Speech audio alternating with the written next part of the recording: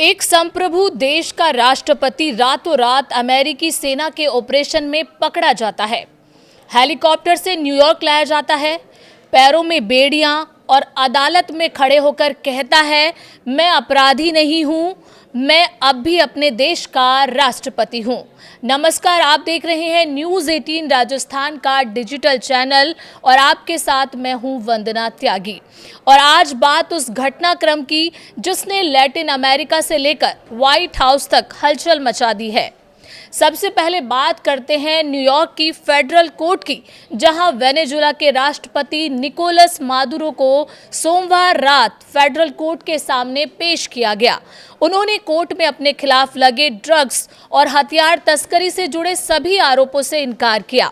Court में Maduro ने साफ कहा, मुझे किडनैप किया गया है, मैं अपराधी नहीं हूं, मैं एक सम्मानित व्यक्ति हूं और अब भी देश का राष्ट्रपति हूं।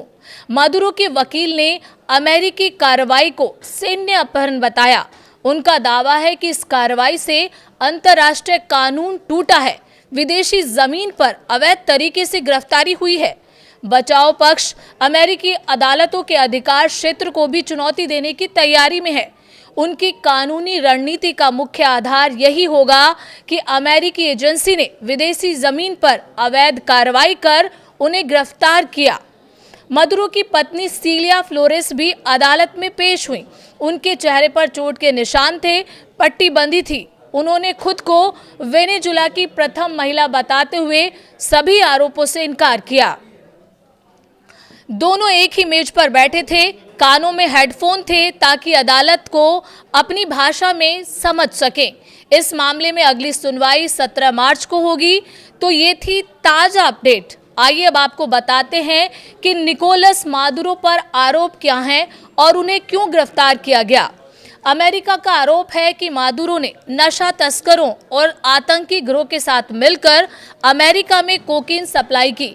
उनके पास मशीन गन थी। वेनेजुएला के कुख्यात गैंग ट्रेन द अरुगा से संबंध है। आइए अब आपको बताते हैं कि अमेरिका ने अपनी चार्जशीट में किस किस के नाम शामिल किए हैं। इस चार्जशीट में राष्ट्रपति मादुरो के बेटे का नाम है, गृह मंत्री डियोसडाडो काबेलो का नाम है, gang leader Hector Guerrero Flores का नाम है। आपको बता दें कि अमेरिका इस गैंग को विदेशी आतंकी संगठन मानता है। इस बीच सोमवार को वेनेजुएला की राजधानी कराकस में सोमवार शाम अचानक गोलियों और एंटी एयरक्राफ्ट फायरिंग की आवाजें सुनाई दी थी। रिपोर्ट के मुताबिक एक वीडियो में कराकस के आसमान में एंटी एयरक्राफ्ट गन फायरिंग करते दिखाई दी थी। व्हाइट हाउस के एक अधिकारी ने कहा कि अमेरिका इन खबरों पर नजर बनाए हुए है, लेकिन उन्होंने साफ किया कि इस घटना में अमेरिका की कोई भूमिका नहीं है। इस बीच वेनेजुएला सरकार ने आपातकाल लागू कर दिया है। सरकारी आदेशों में कहा गया है कि अमेरिकी हमले का समर्थन करने वाले हर व्यक्ति को गिरफ्तार किया जाएगा और पूरे देश में सख्त कार्रवाई शुरू की गई है। ये सिर्फ एक गिरफ्तारी नहीं, ये सवाल है, क्या अमेरिका को किसी देश के राष्ट्रपति को पकड़ने का अधिकार है? क्या ये कानून है या ताकत की राजनीति? और क्या मादुरो सच में अपराधी हैं या अमेरिका की रणनीति का शिकार? इस कहानी के कई अध्याय अभी बाकी हैं, जैसे अगली सुनवाई, इस मसले पर अंतर्राष्ट्रीय प्रतिक्रिया और वेनेजुएला का भविष्य।